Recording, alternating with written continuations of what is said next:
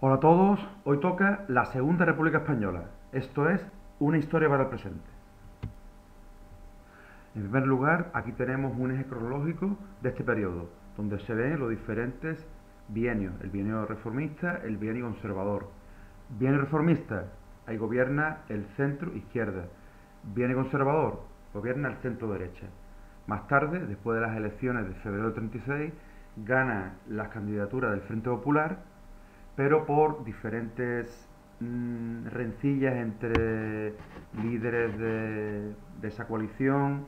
Tenemos ahí a Manuel Azaña, a los Caballeros, a Prieto. No se puede formar un gobierno con el apoyo de los socialistas, por tanto habrá un gobierno en minoría del partido de Azaña, en este caso de Izquierda Republicana junto con Unión Republicana, lo que llevó a la falta de apoyos y a posterior Guerra Civil Española. Este periodo vamos a ver cómo se proclama la Segunda República. Veremos también dificultades económicas que se encontró y las fuerzas de apoyo y oposición a la República. Esto es la foto inicio, este es el contexto en el que se encuentra el gobierno republicano. Después, más tarde, veremos las diferentes etapas, el bienio reformista, el bienio radical-cedista. Bueno, el bienio reformista sería de diciembre del 31 a noviembre del 33, el bienio radical-cedista, desde esas elecciones de noviembre del 33 hasta, bueno, diciembre del 35, febrero del 36, según el historiador que veamos, porque ahí están los gobiernos de transición de Portela Valladares. Por tanto, hay veces que se puede establecer otro tipo de nomenclatura. Y al final, el Frente Popular, esas elecciones en las que la candidatura del Frente Popular vence. Y en otro vídeo veremos la Guerra Civil Española. En este solo se va a ver la Segunda República.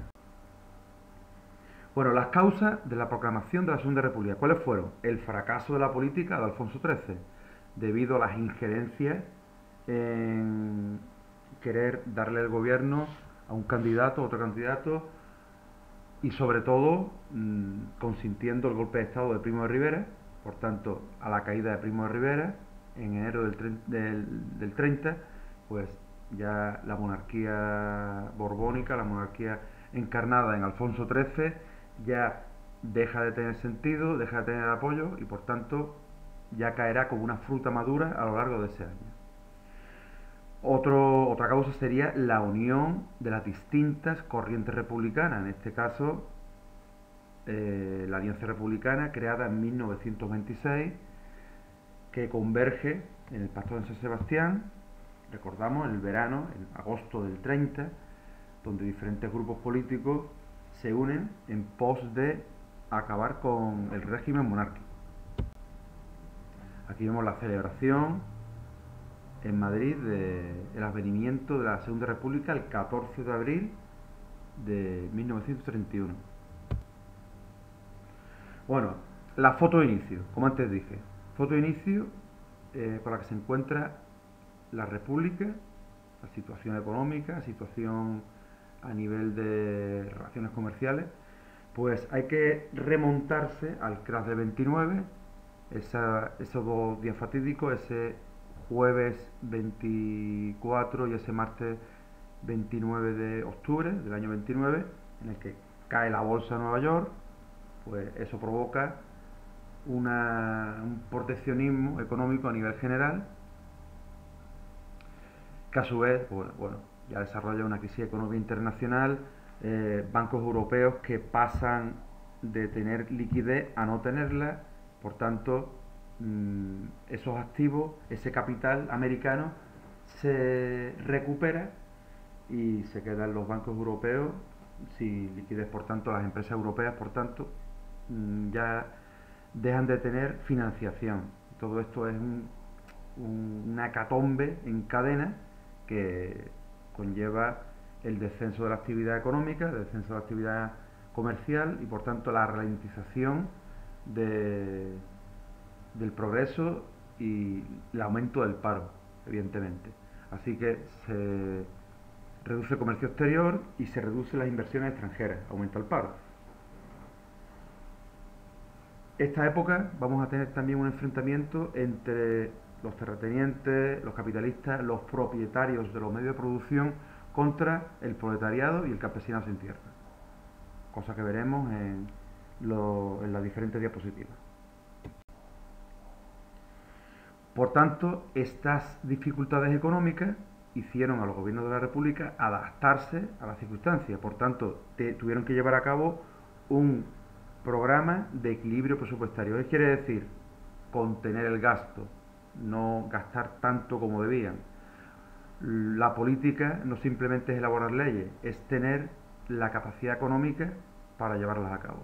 Por tanto, estamos en una coyuntura de poco dinero, de poca inversión extranjera y por tanto de poca movilidad de capital. Así que todas esas políticas que querían implantar los gobiernos republicanos se vieron con ese problema.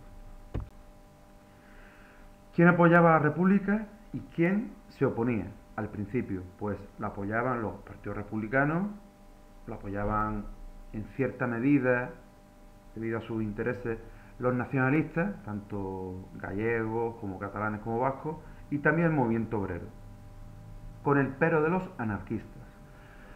¿Quién se oponía? Pues los grupos conservadores, monárquicos, grupos protofascistas que empiezan a surgir en aquella época, y los anarquistas.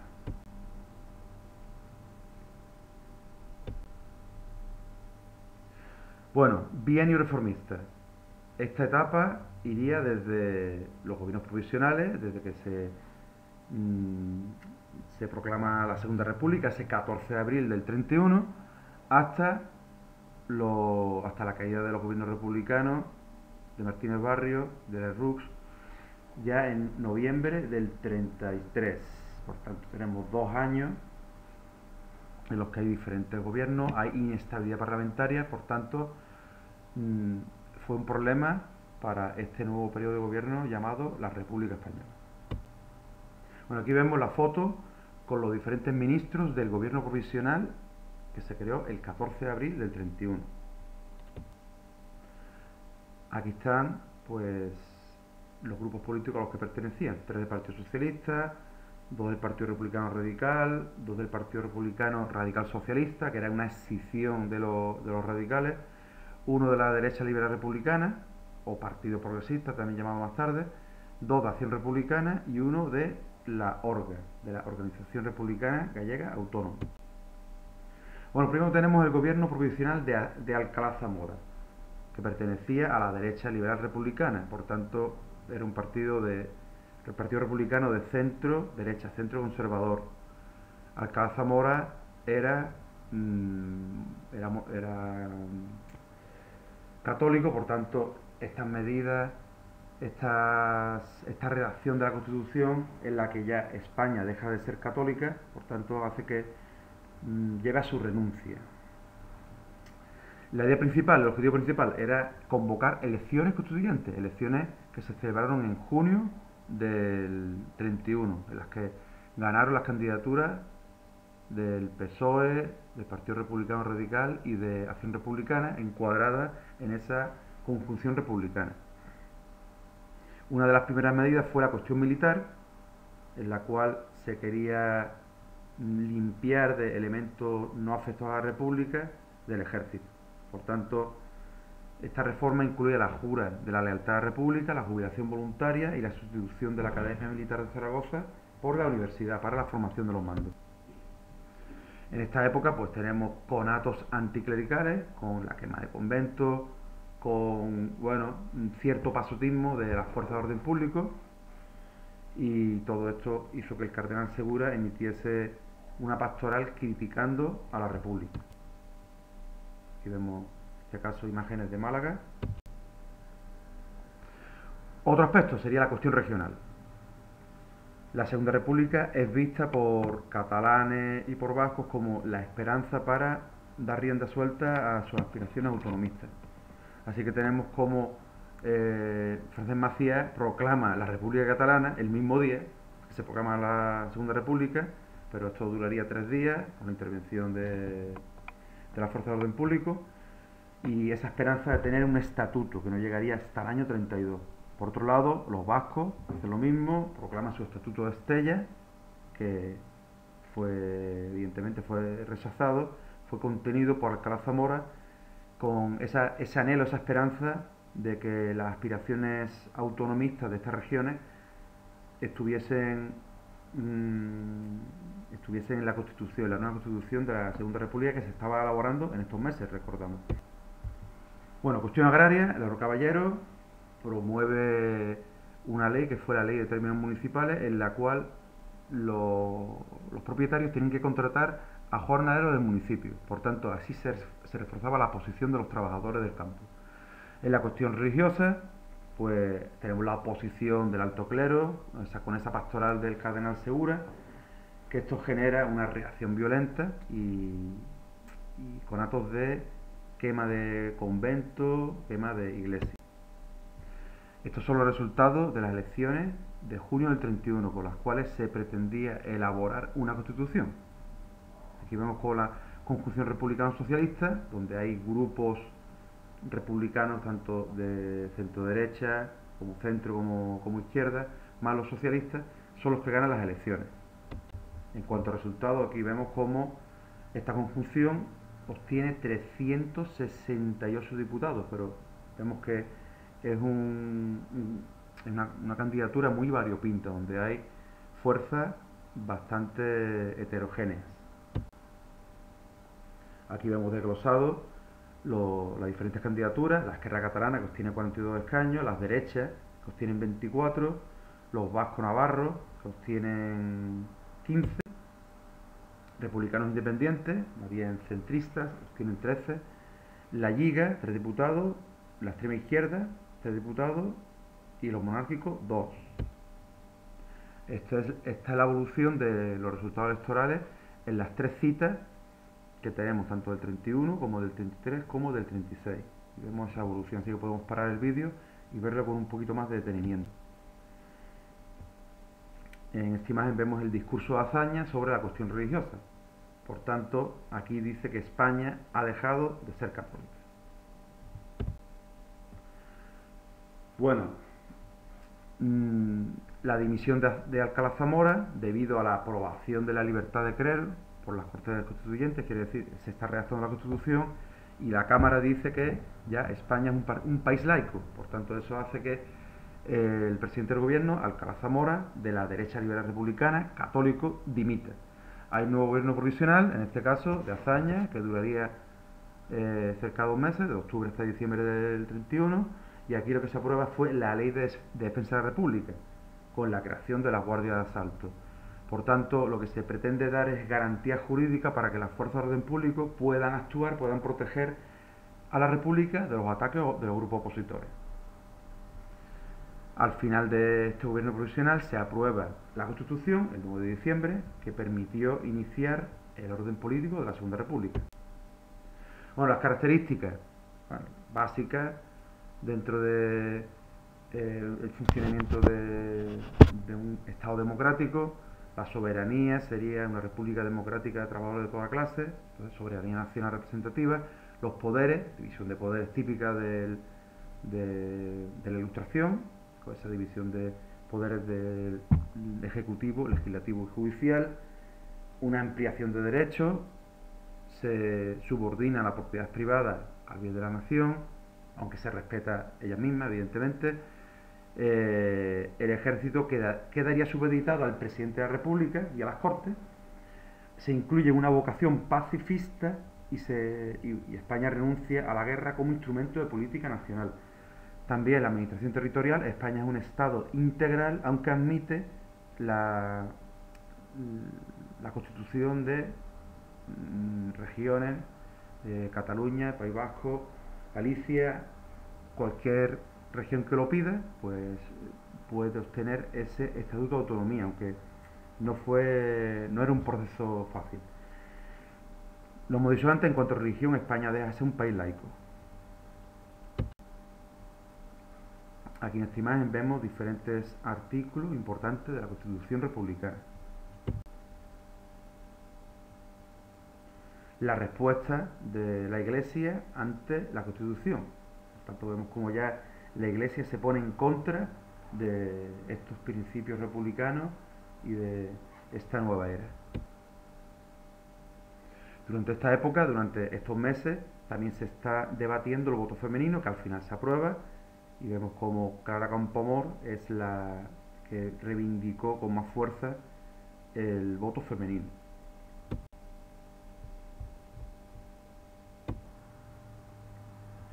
Bueno, vamos al gobierno de Azaña, el gobierno Largo de Azaña.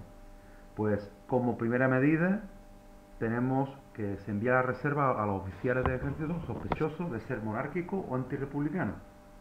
Eso fue importante. Y se crea la Guardia de Asalto, este cuerpo policial encargado de orden público. Este gobierno contaba con el apoyo parlamentario de los diputados del PSOE, del Partido Republicano Radical y de Acción Republicana. Aunque los del Partido Republicano Radical habrá veces que diferentes medidas no apoyen, ¿no? Las diferentes cuestiones que siempre vamos a ver a lo largo del sistema de república, cuestión regional, cuestión social, cuestión agraria, cuestión religiosa, educativa. En este caso, la cuestión regional, pues establece un Estado integral, no federal, que reconocía el derecho a la autonomía, como antes dijimos. Por tanto, los municipios debían solicitar como un acuerdo la aprobación de un Estatuto de Autonomía. ¿Quiénes pidieron la elaboración de este estatuto, ¿no? De un Estatuto de Autonomía? Pues estas regiones: Cataluña, País Vasco, Andalucía y Galicia. Aunque Cataluña sí lo obtuvo en el 32, Galicia lo aprobaron durante la guerra, y ya Andalucía y Galicia quedaron en el anteproyecto.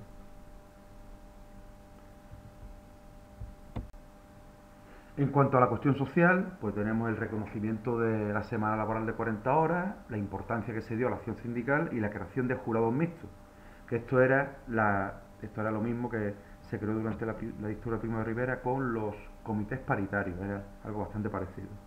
En cuanto a la cuestión agraria, tenemos un intento de reforma del campo a través de esa ley de la reforma agraria, que ahora veremos con más detenimiento, creando el Instituto de Reforma Agraria, que debía distribuir la propiedad, estas parcelas que fueron expropiadas pues para asentar a campesinos. El problema que tuvo, falta de fondos, por tanto, si no hay dinero, no se pueden elaborar todas estas medidas. En cuanto a la cuestión religiosa, pues se aprueba el divorcio. Recordemos, España, un país de base católica, pues eso no era bien visto. Se aprueba la ley de confesiones y congregaciones religiosas en el 33. Por tanto, se configura un Estado aconfesional que permitía la nacionalización de los bienes del clero. Se crea la ley de confesión y de cementerios. Los cementerios pasan a ser municipales. Y hay una clausura de centros de enseñanza católico, en este caso los de la Compañía de Jesús. Así que la ley del divorcio, el reconocimiento del matrimonio civil, hizo que la Iglesia se opusiese a la República. En cuanto a la política educativa, hay un aumento del sueldo de los profesores en un 15%. La Iglesia pues estaba condicionada por la cuestión religiosa, ¿no? La Iglesia era la que controlaba la educación en España y se quería cambiar eso. Así que la idea era crear una educación pública, obligatoria, gratuita y laica, creando 10.000 escuelas primarias en 2 años. Entonces se dota de un presupuesto que suma un 50% a lo que anteriormente se destinaba a educación. Otro de los aspectos fue la creación de las misiones pedagógicas. En este caso tenemos la escuela, la compañía de teatro de la Barraca, de Federico García Lorca, que iba haciendo actuaciones en diferentes puntos de España, intentando alegrar la vida a esos lugares donde la cultura tenía menos acceso. Por otro lado, dentro de estos aspectos hay que ver que el gobierno de Azaña sufrió un fuerte desgaste. Eso, unido a los sucesos de Casas Viejas, provocaron que el gobierno ya dejase de tener ese apoyo unánime. Bueno, esto es la ley de instrucción pública, ¿no? La enseñanza durante la República, que lo vemos, indica que la educación pública es laica y extraconfesional. Bueno, paramos en la reforma agraria. Vamos a ver las razones, el desarrollo de la reforma y los efectos. Aquí tenemos las tierras susceptibles de expropiación. ¿Cuáles serían? Bueno, la reforma agraria enfrentó a distintas fuerzas políticas. Enfrentó a los anarquistas, que querían una ocupación y colectivización de los campos, a los socialistas, que querían una distribución de las tierras mediante expropiación y su posterior explotación colectiva, y los republicanos, que querían expropiación con indemnización a los propietarios y después una posterior explotación individual.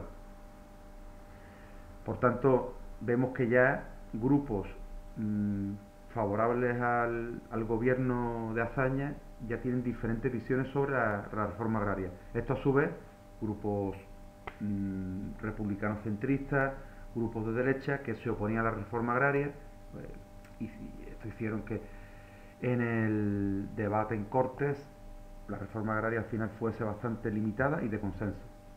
Las razones para la reforma agraria pues eran mejorar la situación de los agricultores, cambiar la estructura de la propiedad y acabar con el atraso tecnológico del campo. La situación de los trabajadores del campo, ¿cómo era en aquella época? Pues debido a la situación de crisis económica, pues teníamos una situación bastante mala. Los terratenientes empezaron a especular con las producciones mediante el lookout agrario, quiere decir el paro agrario, no recoger cosechas. Los pequeños propietarios empezaron a perder poder adquisitivo y los jornaleros pues vieron reducidos sus jornales, perdió valor su fuerza de trabajo. Así que la estructura de propiedad se mantuvo como un problema en esta época. La reforma agraria, por tanto, era una cuestión medular de la Segunda República. Importante era transformar el agro para cambiar el país. Según Maurice, fue un factor decisivo en su evolución, porque hubo grupos políticos que se opusieron a ella visceralmente y fueron los que después apoyaron el golpe de Estado de Franco. Bueno, el golpe de Estado de los militares, en este caso Mola, Franco, Quepollano, los que se sumaron a ese golpe. Por contra, Malefaki afirma que fue más un intento que una realidad, ya que sus resultados fueron prácticamente insignificantes y en nada modificaron el régimen de propiedad ni la forma de explotación. Esta ley fue promulgada en septiembre del 32 con un triple objetivo, ¿no? Acabar con el latifundismo, castigar el asentismo de los propietarios que no sembrasen o cultivasen, y que la tierra proporcionase a quien la trabajase un beneficio remunerador. Así que esta ley preveía un asentamiento de 60.000 campesinos, un objetivo bastante exigente, pero por falta de recursos, que eran 50 millones anuales, no se llevó a cabo, no se llevó con tanta profundidad como se quería. Aquí en esta imagen, en la parte de arriba, podemos ver las tierras que fueron objeto entraron dentro de tierras susceptibles de expropiación. ¿Cuáles eran? Las compradas con fines de especulación, las que antes, en las desamortizaciones del siglo XIX, pertenecían a señoríos jurisdiccionales y que se habían transmitido hasta llegar a los actuales dueños, así que prácticamente siguieron con la misma tónica que en el siglo XIX. Las tierras incultas o manifiestamente mal cultivadas, las que tenían que ser regadas por existir un embalse cerca y no lo habían sido, las que sistemáticamente estaban en arriendo durante 12 años o más, y tierras, propiedades bastante grandes que no eran productivas. Así que esta reforma agraria en Andalucía afectó a 9.000 propietarios. De ellos, la mayoría eran medianos y pequeños propietarios que tenían parcelas que eran incluidas en este compendio de parcelas que o no eran bien cultivadas o no eran regadas, cualquiera de los preceptos que hemos visto antes. Importante este dato último, que había unos 5.000 dueños menores de 100 hectáreas, que tenían parcelas menores de 100 hectáreas. Por tanto, todos estos dueños tenían en Andalucía 100.000 hectáreas, que era el menos del 5% de la tierra expropiable. Por tanto, Los grupos conservadores van a aprovecharse de esto. ¿Para qué? Para ganarse el apoyo de ese pequeño campesinado, medio campesinado, para que voten a sus candidaturas. Aquí en esta imagen vemos los sitios donde más afectó la reforma agraria y también el mapa de los conflictos agrarios que hubo durante la Segunda República. La afiliación a la CNT, al UGT y al sindicalismo católico en la zona de Castilla y León, lo que era antes Castilla la Vieja. Aquí en este cuadro tenemos el resumen de lo que sería la reforma agraria del 32, que ya antes, bueno, que ya hemos ido explicando, pero se puede parar para más comprensión. El debate de la reforma agraria, el debate de las Cortes, unida también a la reforma militar que hizo Azaña, pues provocaron que diferentes militares, entre ellos José Sanjurjo, se levantasen contra la República. Este intento de golpe de Estado fue fallido. Así que como compendio de esto, la reforma agraria encontró una fuerte oposición de los grupos de derecha, así que solo se pudo llevar de forma paulatina, de forma lenta. Y fue una reforma agraria de carácter bastante moderado, ¿vale? La distribución de las tierras se hizo mediante expropiación de aquellas propiedades que pertenecían a los viejos señoríos jurisdiccionales, las sistemáticamente arrendadas y las mal explotadas. Todo ello a través de una indemnización, salvo a los grandes de España, a esos grandes propietarios que estuvieron implicados en la Sanjurjada. Se creó el Instituto de Reforma Agraria para tal fin. Los resultados fueron peores de lo esperado, como ya antes dijimos. Esto aumentó la tensión social en el campo. Los campesinos sin tierra se sintieron frustrados por esta ley, así que la República va perdiendo apoyo, va perdiendo fuerzas que la sostengan. En muchos casos, los grupos anarquistas utilizaron la insurrección y ocuparon tierra, como el caso de Casas Viejas, en el que un grupo de anarquistas toma el pueblo y toma el pueblo durante un día. Esto al final hace que las fuerzas de orden público actúen, la guardia de asalto, y hubiese una gran cantidad de muertos en esa refriega. Los grandes propietarios, a su vez, ven peligrar su posición privilegiada y se aumenta la oposición a la República de estos grupos conservadores. Aquí en esta imagen vemos eso como de los bandos de los anarquistas murieron 19 personas, guardias hubo 1 muerto y 5 heridos. Dentro de los últimos gobiernos de este periodo del bienio progresista, ¿no? En este caso bienio social hazañista, pues tenemos un gobierno de Alcalá Zamora. Alcalá Zamora, que manda en forma de gobierno a Lerroux y después manda en forma de gobierno a Martínez Barrio. Por estos gobiernos no tenían apoyo, había inestabilidad parlamentaria, por tanto se convocan elecciones. Estas elecciones las ganan los grupos de centro y de derecha, con el partido de la CEDA, la Confederación Española de Derecha Autónoma, y el Partido Radical, con 115 y 110 escaños cada uno de ellos. Aquí vemos el acta de creación de la CEDA y también la creación de Falange Española.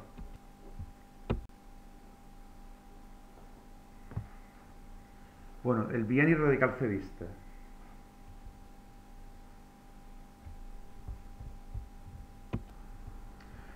En estas elecciones los anarquistas hicieron campaña para la abstención, quiere decir, para que no votase la gente a ninguna candidatura. Esto perjudicó a las fuerzas de izquierda.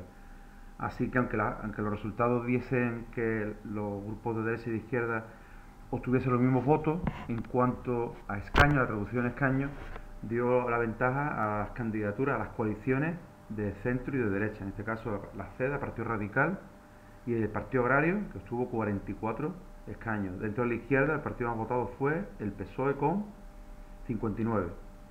Así que el presidente de la República, Alcalá Zamora, se inclinó por Alejandro Lerroux, por el partido del centro, para evitar el extremismo de los cedistas, ya que Gil Robles se había declarado republicano accidentalista, quiere decir que admitía la república solo de una forma transitoria, porque no se sentía realmente republicano.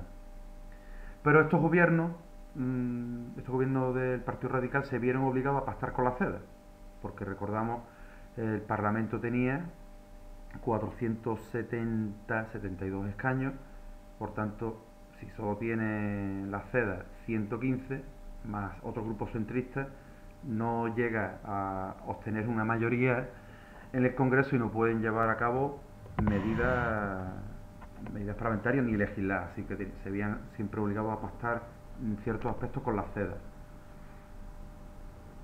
Aquí vemos la composición del gobierno, del Partido Republicano Radical.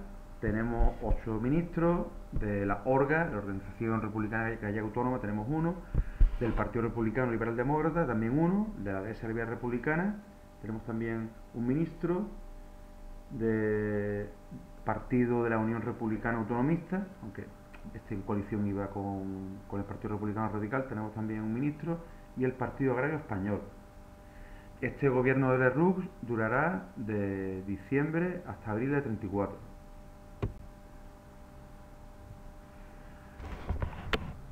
Aquí tenemos cómo fue evolucionando este periodo, lo que antes he comentado. Alcalá Zamora mandó a formar gobierno a Lerroux en vez de a Gil Robles, pero tuvo que ceder Lerroux ante varias pretensiones, como la aprobación de la ley de amnistía y la devolución de algunas tierras expropiadas a los terratenientes implicados, en este caso en la Sanjurjada.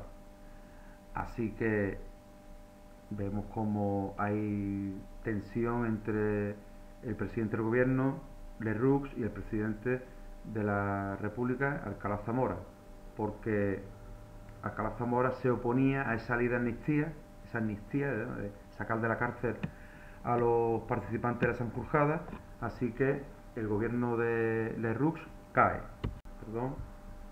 La caída del gobierno de Samper es porque la CEDA presionaba para meter ministros dentro de este gobierno, así que Samper se niega y cae su gobierno. Tenemos a Lerroux, que sí cede ante las presiones de la CEDA, entra en 3 ministros, por tanto hay un viraje conservador de los gobiernos centristas, que ya pasan a ser de centro derecha, y vemos como la política sigue esta línea de rectificación de las políticas de antes. Así que en la cuestión militar se favoreció a los militares descontentos con la República, como Fanjul, Franco, Mola, situándolo en puestos estratégicos. En la cuestión regional, Luis Companys proclamó la República Catalana, cosa que fue totalmente eliminada. Es un proceso en el cual durante varios días se proclama esta República Catalana, pero el ejército interviene con Fanjul y se suprime el Estatuto de Cataluña y se detiene a líderes nacionalistas como Companys y también a Azaña, que estaba allí por Barcelona, y también se le detiene. En cuanto a la cuestión social, la entrada de 3 ministros de la CEDA provoca una huelga general de la UGT, de la CNT, que crean la Alianza Obrera en algunos sitios como en Asturias. Fue especialmente violenta en Cataluña, el País Vasco y en Asturias. Así que se proclama en Asturias, igual que en Cataluña se proclama estas catalas, en Asturias se proclama la revolución, un levantamiento obrero, especialmente minero, que llegó a controlar las principales zonas mineras e industriales de Asturias, como Avilés, Gijón y Oviedo. Pues esta revolución, en la cual se proclamó el comunismo libertario, fue sofocada por el gobierno por la fuerza, empleando a la legión, a los regulares, y se declara estado de guerra. Así que tenemos ahí unas consecuencias bastante funestas, con gran cantidad de muertos y de detenidos. Este gobierno de Lerroux cae por las divergencias que hubo con la CEDA por la reforma de la Constitución.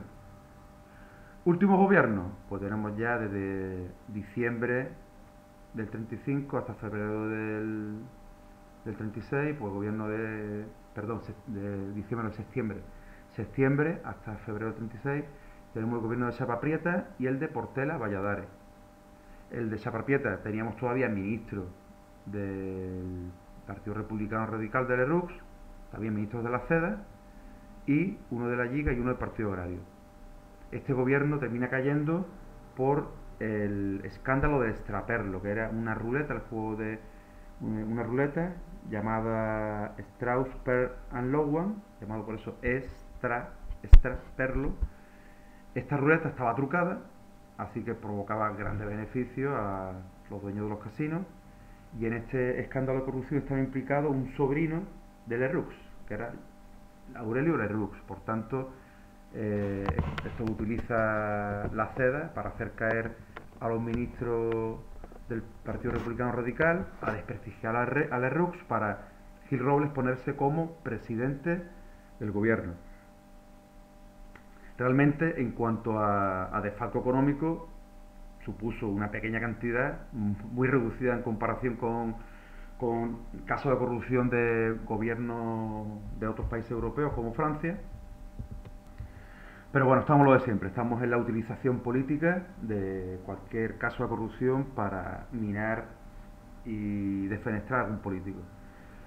Estos gobiernos pues siguieron con estas reformas que acentuaban las políticas conservadoras y progresistas, como la cuestión social, que acabaron con los tribunales mixtos y se limitaron algunos derechos obreros, y la cuestión agraria, que la nueva política agraria pues supuso casi el final de los asentamientos de campesinos. Vale, en las siguientes páginas, en las siguientes diapositivas, vamos a ver la Revolución de Asturias, pero vamos a verla de una forma un poco resumida, porque aquí tenemos las imágenes, podemos pararla para verlas con más detenimiento y sobre todo por tal de no hacer el vídeo tan largo. Bueno, la Revolución de Asturias. Las causas, pues tenemos la influencia política internacional, con la llegada del fascismo en Italia y sobre todo del nazismo en Alemania. Así que hay un miedo a los políticos, a las políticas de la CEDA. Recuerdo que la causa de la Revolución de Asturias fue esa huelga general revolucionaria que fue debida a la entrada en el gobierno de 3 ministros de la CEDA. Ministros de la CEDA que eran vistos como la amenaza reaccionaria, una amenaza antidemocrática o filonazi, filofascista. ¿Qué más tenemos? Pues la creación de la Alianza Obrera. Esa Alianza Obrera, creada por la UGT, Comisiones Obreras, que conlleva una línea de acción más violenta, más radical, que fue la que fue la punta de lanza de estas manifestaciones y esta huelga general de octubre del 34. Así que se crea un comité revolucionario que lleva a cabo esta huelga revolucionaria. La huelga solo triunfa en ciertos lugares, en Madrid y Barcelona, en País Vasco y en Asturias. Así que en Asturias sí tuvo un respaldo mayoritario, se proclama la República Socialista Asturiana, así que se emplean medidas de colectivización, se proclama el comunismo libertario.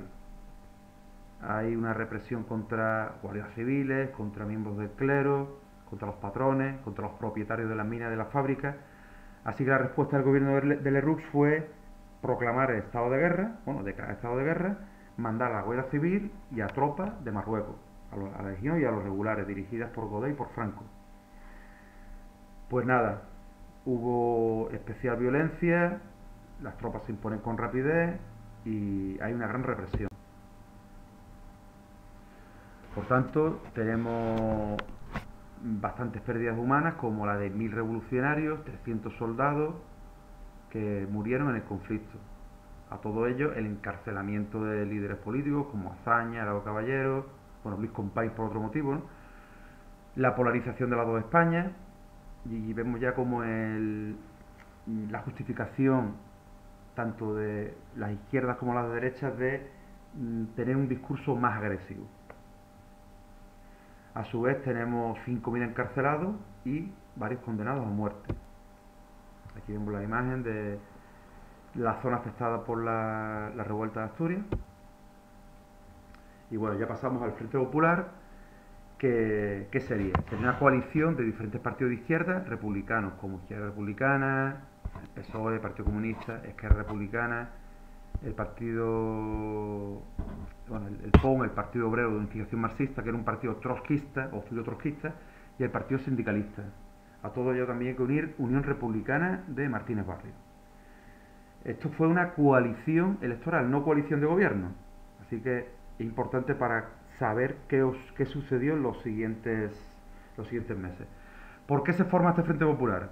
Pues muy bien. En primer lugar, tenemos una estrategia electoral de hazaña, que era un grupo, una gran coalición que se presentase a las elecciones juntas, porque así le daría más escaños en las elecciones. El primer paso, ¿cuál fue? La constitución, la creación de Izquierda Republicana, gracias a la unión de diferentes grupos políticos como Acción Republicana, el Partido Republicano Radical Socialista y la Orga. Y a su vez también la creación de Unión Republicana, que se creó con disidentes del Partido Republicano Radical y con otras fuerzas republicanas minoritarias como grupos federalistas y algún republicano independiente. Bueno, ¿cuándo se forma definitivamente el Frente Popular? ¿Cuándo se forma esta coalición? En enero del 36, un mes antes de las elecciones.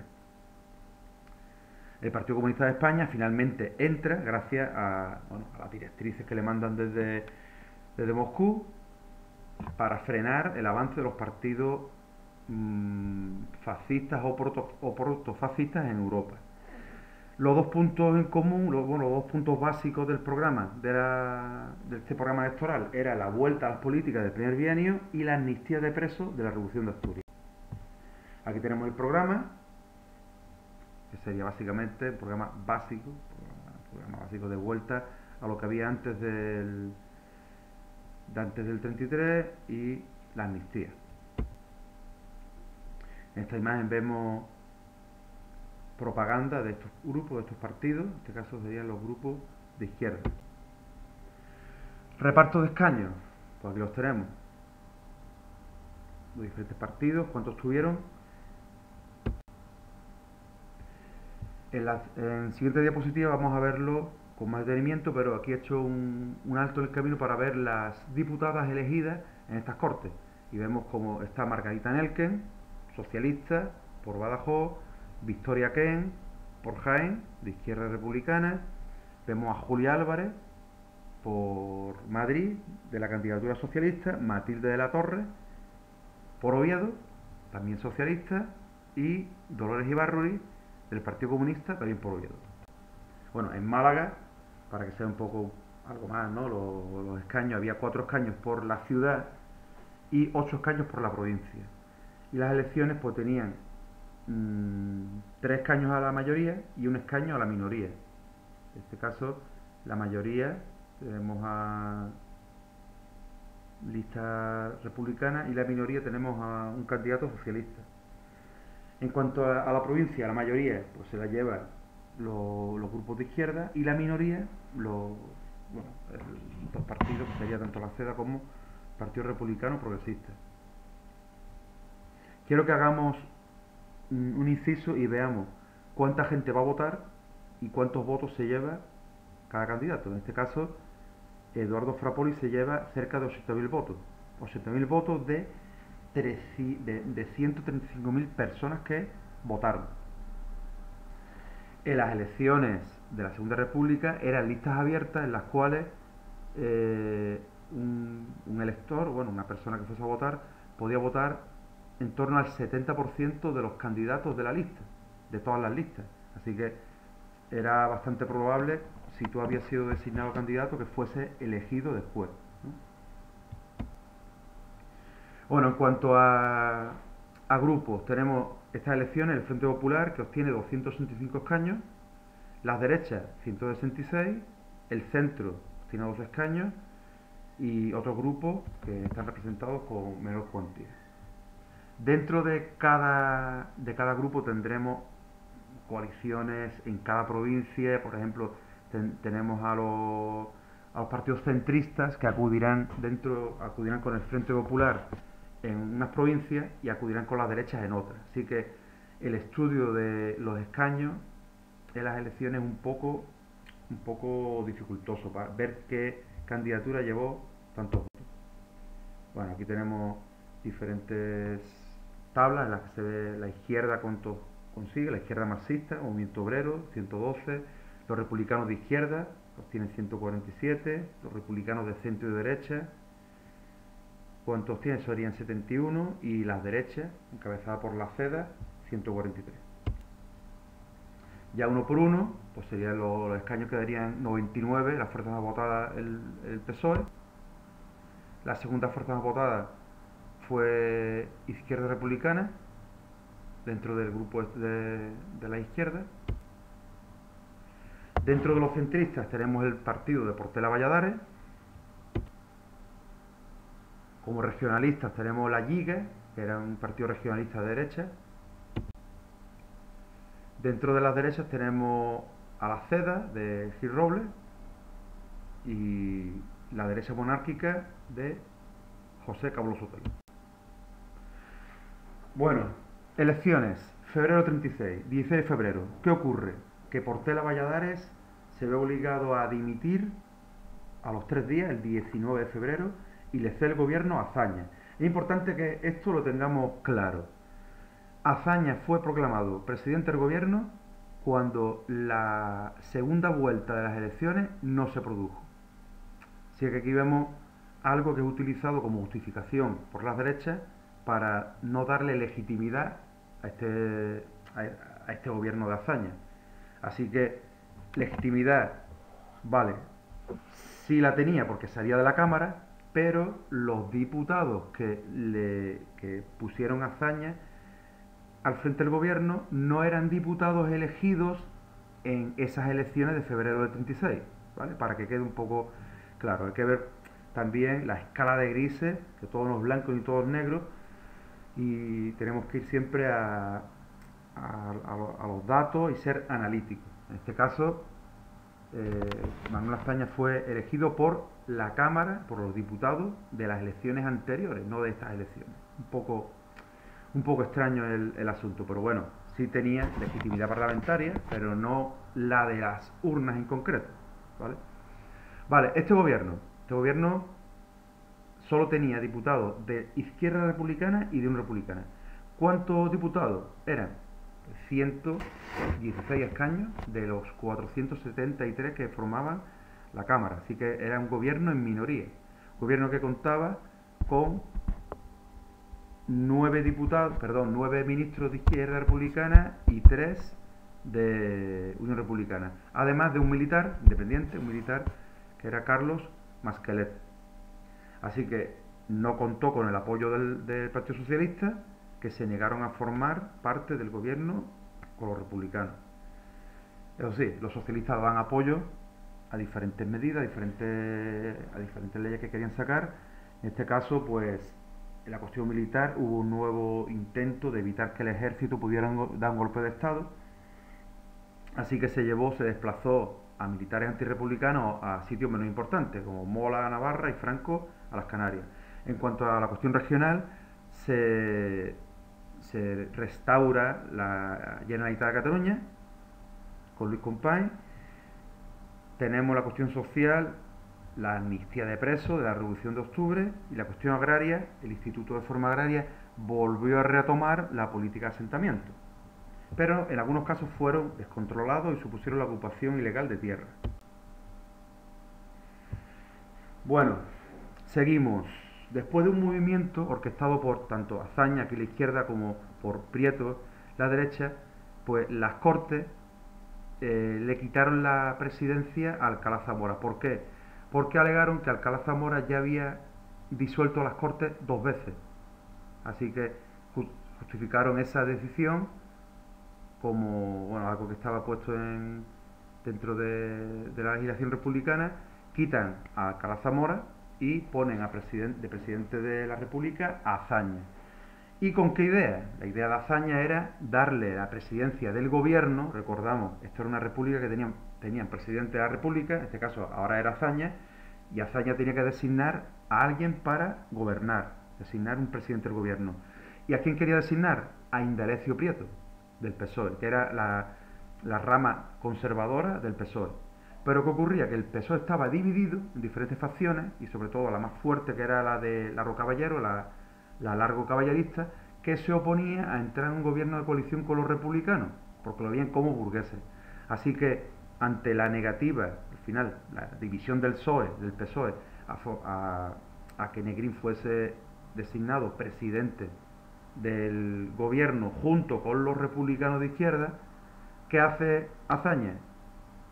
Manda a formar gobierno a su correligionario Casares Quiroga, Santiago Casares Quiroga. ¿Y el gobierno con quién cuenta? Pues cuenta con 7 ministros de Izquierda Republicana, 4 de Unión Republicana y 1 de Esquerra. Pues este gobierno sería un gobierno en minoría de los republicanos que tenía que apoyarse en los socialistas para sacar sus medidas. Por tanto, las medidas fueron limitadas y este gobierno que duró pues varios meses, desde mitad de mayo hasta mitad de julio. Aquí lo que tenemos fue ya el inicio de la conflictividad que derivó en la Guerra Civil Española. El 12 de julio, diferentes fuerzas, una fuerza creo que son las fuerzas de asalto, los guardias de asalto detienen a Cabo Sotelo, se llegan a su casa, lo cogen arbitrariamente, lo detienen sin ninguna orden judicial y lo asesinan. Horas más tarde, José Castillo, que era un simpatizante socialista, que era teniente de la Guardia de Asalto, es detenido por un grupo derechista y también lo asesina. Por tanto, esto aviva la confrontación y la posterior guerra civil. Sabemos que la guerra civil empieza en el 17 y 18 de julio del 36, cuando se desata la guerra civil, ese intento de golpe de Estado que dio lugar a una guerra que dura cerca de 3 años. Casares Quiroga pues se vio incapaz de hacer frente a los sublevados y dimite. Por tanto, ya tendríamos lo siguiente, que sería el inicio de la guerra civil, el cual abordaremos en un nuevo vídeo. Muchas gracias por vuestra atención y nos vemos otro día aquí en Una historia para el presente.